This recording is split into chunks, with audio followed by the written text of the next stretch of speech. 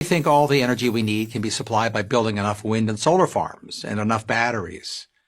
The simple truth is that we can't, nor should we want to, not if our goal is to be good stewards of the planet. To understand why, consider some simple physics realities that aren't being talked about. All sources of energy have limits that can't be exceeded. The maximum rate at which the sun's photons can be converted to electrons is about 33%. Our best solar technology is at 26% efficiency. For wind, the maximum capture is 60%. Our best machines are at 45%. So we're pretty close to wind and solar limits. Despite PR claims about big gains coming, there just aren't any possible. And wind and solar only work when the wind blows and the sun shines, but we need energy all the time. The solution, we're told, is to use batteries. Again, physics and chemistry make this very hard to do. Consider the world's biggest battery factory, the one Tesla built in Nevada. It would take 500 years for that factory to make enough batteries to store just 1 day's worth of America's electricity needs.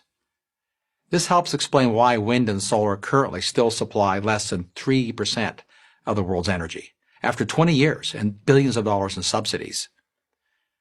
Putting aside the economics, if your motive is to protect the environment, you might want to rethink wind, solar, and batteries because, like all machines, they're built from non-renewable materials. Consider some sobering numbers. A single electric car battery weighs about ½ a ton. Fabricating one requires digging up, moving, and processing more than 250 tons of earth somewhere on the planet. Building a single 100-megawatt wind farm can power 75,000 homes requires some 30,000 tons of iron ore and 50,000 tons of concrete, as well as 900 tons of non-recyclable plastics for the huge blades. To get the same power from solar, the amount of cement, steel, and glass needed is 150% greater. Then there's the other minerals needed, including elements known as rare earth metals. With current plans, the world will need an incredible 200 to 2,000% increase in mining for elements such as cobalt, lithium, and dysprosium, to name just a few. Where is all this stuff going to come from? Massive new mining operations, almost none of it in America, some imported from places hostile to America, and some places we all want to protect. Australia's Institute for Sustainable Futures cautions that a global gold rush for energy materials will take miners into remote wilderness areas that have maintained high biodiversity because they haven't yet been disturbed. And who's doing the mining? Well, let's just say that they're not all going to be union workers with union protections. Amnesty International paints a disturbing picture. The marketing of state-of-the-art technologies are a stark contrast to the children carrying bags of rocks. And then the mining itself requires massive amounts of conventional energy, as do the energy-intensive industrial processes needed to refine the materials and then build the wind, solar, battery hardware. Then there's the waste. Wind turbines, solar panels, and batteries have a relatively short life, about 20 years. Conventional energy machines like gas turbines last twice as long.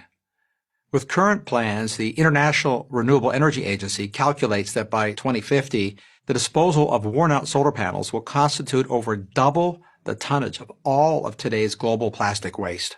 Worn-out wind turbines and batteries will add millions of tons more waste. It'll be a whole new environmental challenge. Before we launch history's biggest increase in mining, dig up millions of acres in pristine areas, encourage childhood labor, and create epic waste problems, we might want to reconsider our almost inexhaustible supply of hydrocarbons, the fuels that make our marvelous modern world possible. And technology is making it easier to acquire and cleaner to use them every day. The following comparisons are typical and instructive. It costs about the same to drill one oil well as it does to build one giant wind turbine. And while that turbine generates the energy equivalent of about 1 barrel of oil per hour, the oil rig produces 10 barrels per hour.